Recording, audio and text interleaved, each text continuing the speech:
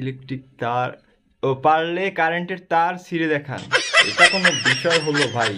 এতগুলো যখন পারলাম এটা পারবো না? তো এর জন্য ফার্স্ট অফ অল যে কাজটি করতে হবে, আমাদের যে কারেন্টের লাইন থাকবে আমি এখান থেকে নিয়ে আসি। এই হচ্ছে কারেন্টের লাইন।